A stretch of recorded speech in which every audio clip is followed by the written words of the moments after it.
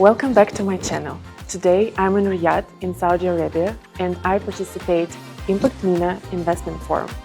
And this is not only for entrepreneurs, business owners, investors, it's also for very famous local families.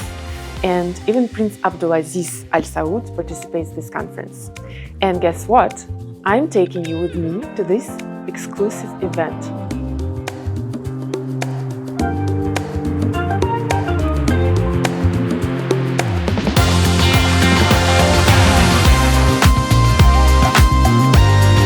I've been with my clients and team today. I'm super excited, but honestly, I'm also feeling a little bit anxious.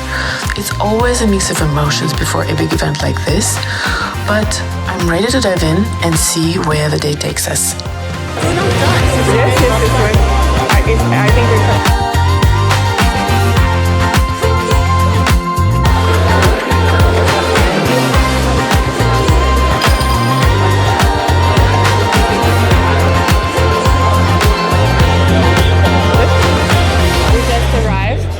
and do you see the energy here? It's a lot of people, everyone are buzzing, and so the plan is first to meet all the friends, of course, to say hi to everyone who I already know, and then to get acquainted with other new people, and then after that we have a keynote speech, and I cannot wait!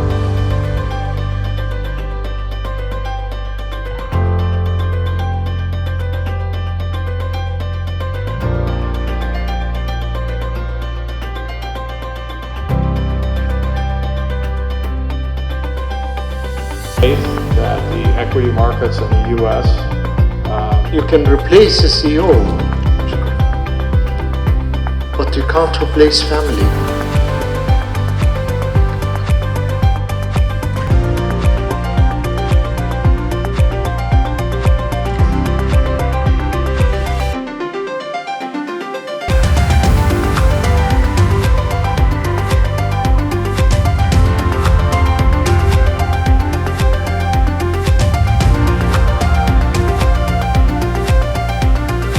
Very much. It was inspiring to have you, and inshallah we'll meet soon on another occasion. Thank you. Thank you, Bill. The first part of the day is over. We had a keynote speech by Khalid Al Zayani and one very important and very interesting panel.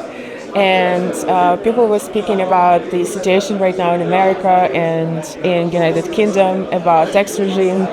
And I specifically like the keynote speech by Khalid Al Zayani. I know him, I met him several times on Impact MENA events a year ago and then half a year ago, and he's my absolutely most favorite speaker because he built his own empire from scratch, and he set up house rules for his family, for his sons and cousins.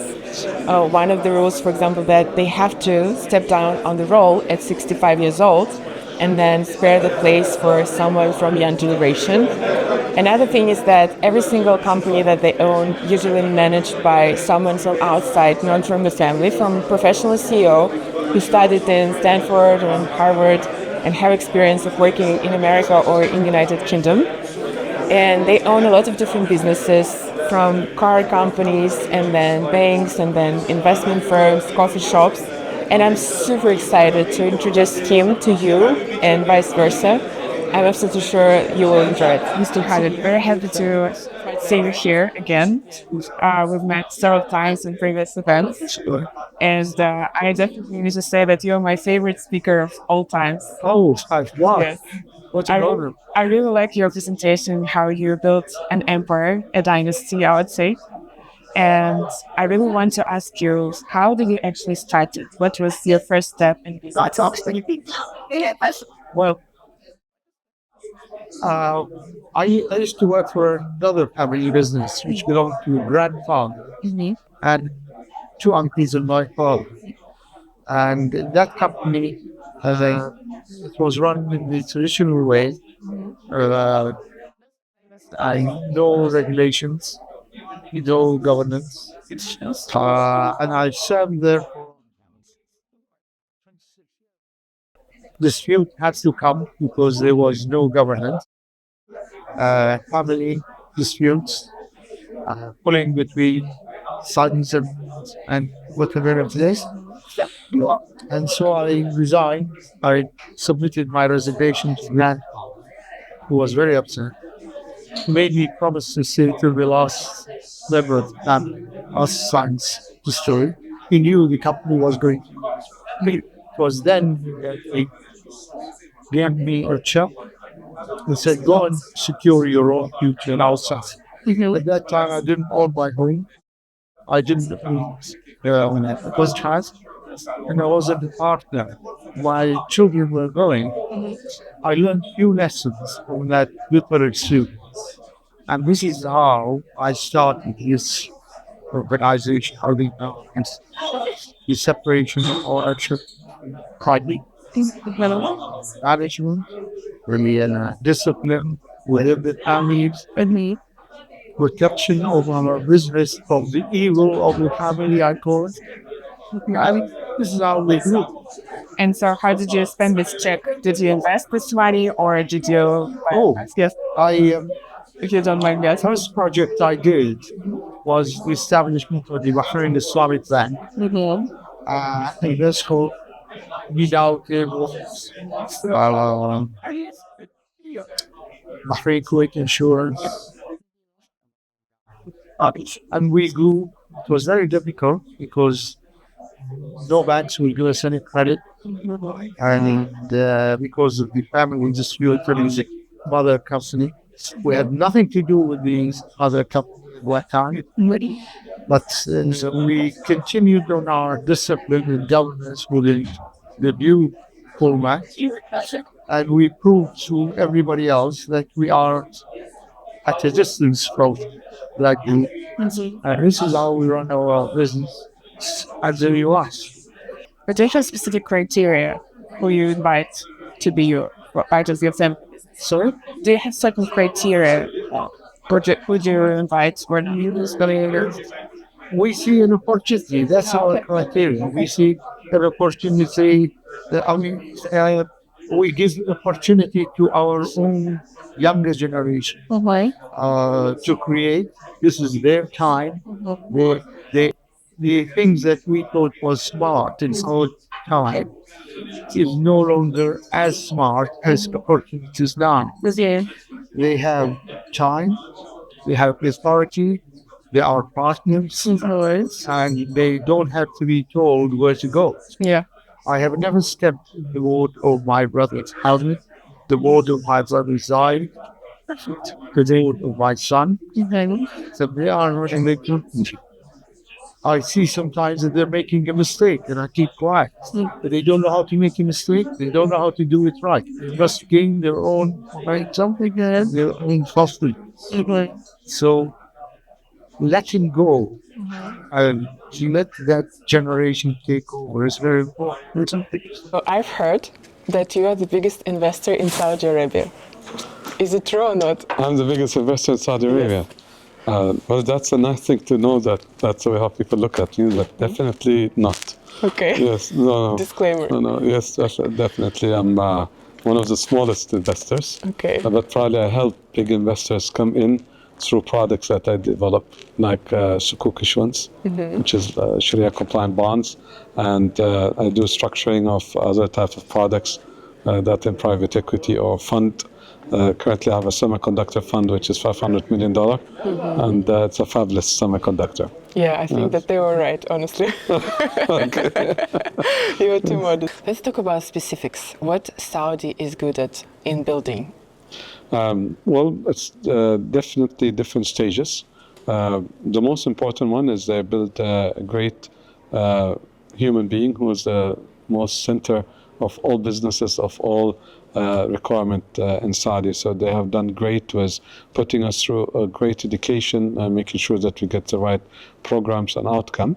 On the other side, from manufacturing point of view, our competitive advantages today that we are petrochemicals. We're also perfect in the center of providing services. Definitely logistics. We could be a great hub for the world where they'll be in a great safe country with all the right infrastructure to transport goods and services to the rest of the world. So if you need to access Africa, this would be a great place to be in. If you want to access GCC countries and north of the GCC and Iraq and Iran, I think we are perfectly located. Let's talk about I would say, highlight of Saudi, Hajj and Umrah. Yes. What I want to share right now with my audience, I have around 30,000 followers on LinkedIn. Most of them are global entrepreneurs. All right. And obviously everyone are very curious, what is it possible to build in Saudi, or what is it interesting for Saudi to bring in from global countries to here? So what I want to talk about is that, let's say, Hajj and Umrah, it's very big here. Yes. It has its own ministry, right? Of course, yes. And there could be so lot of different businesses that could be built around that. Yes, yes. Let's just brainstorm what it can be. Well, first of all, it's throughout history, it's been an honor for this part of the world to service the pilgrims to come to Saudi. So I think anything that we can provide as service and comfort and requirements of making this holy, as I say, experience to really enjoyable and make it as spiritual as people can require. And I could say a range of services could be provided from electronics, from locations, from being able to really have understanding of where you're at, and maybe have deeper understanding of the location that they're in. There's a lots of really deep meanings of also what people do in the pilgrimage, because it's not just pilgrimage. It's pilgrimage, but also we call it the purpose of why people do pilgrimage. And that's where people sometimes forget that purpose. And I think this is where we can really help people to take the most out of their experience of coming as pilgrims. But of course, the logistics of transporting people from one location to another location is very important for us. And the more we can make it enjoyable and safe and comfortable and really spiritual experience to go through it, that would be great. From transportation, food could be great, also focus on that. Living in hotels or in where the location is where they would like to stay at is an important thing. And as I mentioned, it's the whole world comes to us. And I think the whole world with different languages, different background and cultures, I think if we could help them through technology to fit in that understanding of their social background and heritage that they come from and how it relates to what they're doing in Mecca, I think and Medina would be great being here. And if you would invite one person to the next event to speak, who would that be? I'd love to see him be a Senate. Okay, yes. Wow, that's a very good ambition. No doubt, yes. We had a nice conversation earlier today. Yeah. And I really wanted you to share with my audience your investment focus and your interest in tech. Oh, perfect. Yeah, no, happy to. And thanks for taking the time to chat. So for us, we have three strategies. We have private equity, we have venture, and we have credit strategies.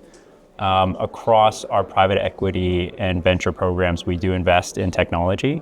So in the private equity side, we invest in later stage, much larger businesses. On the venture side, it's on the earlier stage. So similar to the areas I think you were looking at in terms of the early stage investment. So for the venture fund, we're focused on AI, healthcare, and energy transition. So I invest in businesses that focus on those sectors, but also overlap with AI in general. So for example, in healthcare, as I mentioned to you earlier, we invest in AI drug discovery. So, this is in technologies that help, fight diseases that before doctors may have said, this is an undruggable disease. And we've invested in companies that have found, new ways of treating cancers where before they thought weren't possible. So that's really exciting that, we've been investing in those types of companies. We've also been investing in next-gen energy transition businesses. So that could be next-gen energy storage, so fast-charging batteries. We've also invested in hydrofoil technology, so clean transportation. It's a broad scope, but something that we're really excited about. Can you also give us the example of the company that you recently invested in and super excited about it? Wow, there's so many. I think one that's really exciting is actually a business in last mile or almost last yard logistics. And this is a company that's focused on autonomous robotics. So it's helping, logistics companies or commercial buildings or even shopping malls with robotics and helping to get packages from A to B autonomously through robotics. So that portfolio company that we've invested in actually has teamed up with NEOM in Saudi Arabia to help them think about their big projects and how to manage that from a robotics and logistics standpoint. So that's one investment that we've made pretty recently, and they're expanding and growing in Saudi Arabia and GCC region. So that's one example. I think another one that's quite interesting that we've invested in quite recently as well is around AI. So we've seen huge interest in LLMs after the proliferation of ChatGPT and everything else that's followed afterwards. But with the whole DeepSeek moment, in China, we've been investing in AI and LLMs and even generative 3D environments through various technologies. So we've invested in some of those businesses out of China, and we found that Chinese companies have been able to work around some of the challenges that we've seen in terms of access to certain level of compute power, and really work around it and re-engineer it. So we're finding companies in China work with what they have and really build some amazing technologies that we've seen can really punch above their weight and match the likes of GPT and others. Made an interesting point around why waste a family member when you can have I love it. a professional Yes. external advise the everydays of XYZ business that they own. And I found that very profound. We probably can explain it that he meant that that if you ruin relationship in the family, it's very hard to fix it. Exactly. Yes. Yeah. But if it's something from outside, then you can just fire it. It's replaceable, right? So, I found it very wise, and how he also talked about that it's mandatory that retirement is at 65. Yes. And it's really funny to hear that because, if you look at leaders everywhere in the world, Even in presidents, right? even in presidents, 65 would be seen as really young. So it's really impressive, the forward-thinking nature of the leaders out here. I'm very impressed, and I'm excited to learn more. My mom and dad, they were working together. My mom was accountant and my dad was financial director in a school. And I learned from them, they usually say that it is so difficult to work with the family, it's better not to. But here in this region, it's completely the opposite. I see a lot of people working together and their business and building dynasties. And our real things, which is we are proud of, is the succession plan of family business. You'll find businesses go to 100, 150 years from generation to generation because they have a very good succession plan and they have very good governors. Everybody knows what he has to do, what is his responsibility, what is his liability. And this is very famous in the Gulf. The major business in this region, the 6 GCC, is all family business. Can you share some of the principles of your business in the family? Yes, I have 6 children, 3 girls and 3 boys, my wife and myself 8. So I look at what is their interest and I created an icon for what they love. Okay, like my wife, real estate, my eldest daughter, fashion, my middle daughter, interior design and furnishing, my youngest daughter, technology and graphic design. I have a friend, he's first generation of entrepreneurs, and he wants to build a platform, maybe a podcast, where families, famous families and famous, like those families who have experience, they want them to share not only success cases, but also some moments that was, difficult to overcome, some learning curves. But he's thinking that most of the families won't share this kind of experience, that probably everyone wants to share only success. What is the best format? I always say, you will never know how to stand if you don't walk and fall. It will teach you how to stand. And I always think of life in 4 letters: CSWR. When you were a baby, the first thing you learn is crawling, and your family will be happy to see you crawling. Second step, you'll learn how to stand. Third, you'll learn how to walk, and the last, you'll run. But you cannot stand before you crawl, and you cannot walk before you stand, and you cannot run before you walk. Everything in life is step by step. God created this universe in 7 days. He can say be and it will be, to show us patience. So you have to have patience, and you have to have patience in your job. And don't look at the people that might discourage you or that, but if you believe in what you want to do, you have to continue on to do it. And as I said to you, money is not a factor. There are a lot of people with a lot of money, they don't know what to do with it. And there are a lot of people innovative, creative, they don't have the money. So I believe in the second one, the creative and the innovative is more important than the money.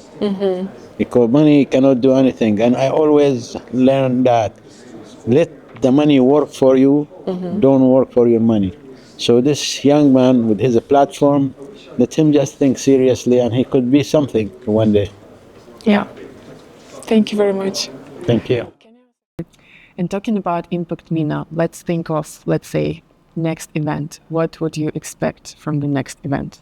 Well, as I have seen so far, this event has been progressing every year. It's been evolving every year. The attendances of people is larger than before, and the caliber of people, more people are interested to be part of this, because again, the importance of these events is the networking part, because a lot of leaders, they would like to come together and learn from different experiences. And Impact MENA enables this to happen through bridging and bringing these people together, which is not an easy task. And of course, it is under the patronage of His Highness Prince Abdulaziz, who makes it possible. And I think because of his impact and his caliber, and a lot of people have such respect for him, that they would like to be part of this event. I have heard that you have a relationship with Aqua, the company. Yes, so Aqua Power is a company that is chaired by my cousin, Muhammad, and it's considered to be the second largest power company in the world now, water and power. And we're very proud of this company, as it's considered to be a global company working in many different countries, contributing to these countries in their energy, renewable, and so forth. I was told that you were an advisor to the Minister of Investment in Saudi. Yes. Can you tell me a little bit more about this experience? Well, the journey, it started with me being a diplomat for Saudi Arabia at the United Nations office in Geneva. This led me into understanding the international trade law and the international agreements in general. I was lucky enough to be headhunted and to join the Ministry of Investment. Being an advisor to the Minister of Investment specifically exposed me to the whole value chain of investments in Saudi. Not only what happens once business is open, but what we need to do for businesses to remain thriving in Saudi. Saudi has one main goal in attracting investment, which is sustainability. We do not want to have an investment or a business that entered and left. So the government has so many programs and products that support foreign direct investments in Saudi. This was one of my main takeaways. Yeah. Interesting. So when we're speaking about venture capital funds and the strategy for the fund, usually every single fund has a thesis. Yes. And I'm always asking all GPs, what is the thesis? But you probably know what is the thesis of Saudi as a country to invest, where Saudi is looking to invest. Exactly. So before, traditional investments happen in traditional fields. But as we mentioned today in one of the panels, we spoke to a gentleman who told us that the future fields are aviation, automation, and other fields that are smart fields. So in a few years ago, you would either be a doctor or an engineer. Right now, you would want to become an AI engineer. You would want to work in renewable, green energy. And this is what's changing the investments. So we're not looking at short-term investments, but we are looking at disruptive technologies that will reshape the future. This is a long-term investment. At the moment, it will be difficult because we're pushing the wheel of development. Like when electric cars came out, one company had to force the other companies, to speed up. Because why? They launched a product in the market that actually was viable.